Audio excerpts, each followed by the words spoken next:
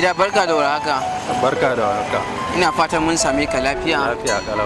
So masha Allah. Ya sunan mai gidan nawa? Suna na Awwal mai kayan miya a Kwandila. Mala Awwal. Almajiri. Allah sarki. So zan so ne dan ma tambaya ne game da ra'ayoyinku na 'yan Najeriya game da ababen da ke faruwa a yanzu.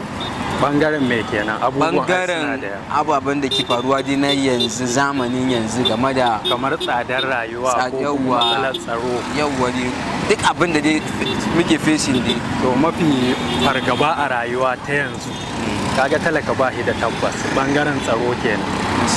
Yawwa in ka fito baka da tabbas din zaka koma musamman makotanmu da shauransu. Amma mu jihar Kano alhamdulillah bangaren tsaro dai.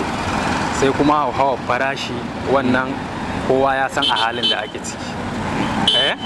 Alal misali yau in ka sai kamar talaka in ya sai shinkafa gwangwani daya a misali 200 to yana tunanin nawa zai koma ya same ta, kuma an samu ƙarin farashin akan haka.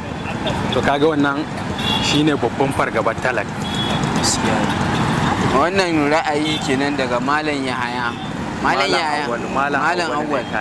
Mai kayan miya. A Kwandila. Malam Awwal.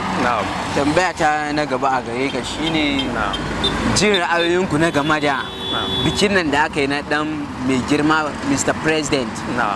So na ji waɗansu na cewa an ɓannatar da kuɗi maƙudan kuɗi wanda ya kamata a ce an taimaki ƙasa baki ɗaya. So kai ya ra'ayin na yake game da wannan biki da aka yi? Ra'ayina a nan shine shi dai biki in an ce biki kowa yana yi ko ba haka ba, kuma kowa daidai karfinsa zai yi. Yawwa abin da talaka yake hange an yi a wannan bikin wani kenan. Ni a ra'ayina abin da aka yi masha Allah an yi, ba zan ce ba a yi daidai ba. To amma shi talaka yanzu abin da yake kona mai rai ga a halin da talaka yake ciki, kuma ga wasa da dukiyar da aka yi. Amma abu in naka ne baka da matsala. Yau biki ko nawa ne ko nawa na kashewa zai tuhume ni, wa zai tambaye ni. To amma a ce ga na karkashi na suna cikin wani hali kuma ni bikina ya samu ya bambanta da na kowa, to kaga abun dole ya daure wa kowa kai.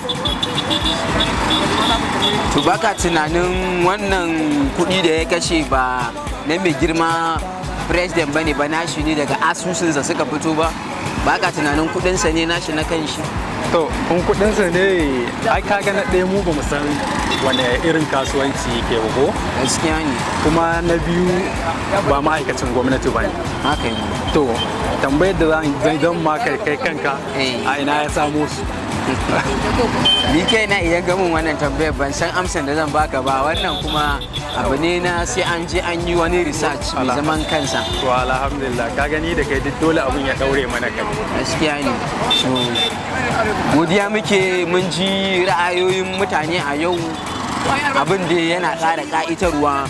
Godiya muke Malam Ayuba mai kayan miya. Awwal mai kayan miya.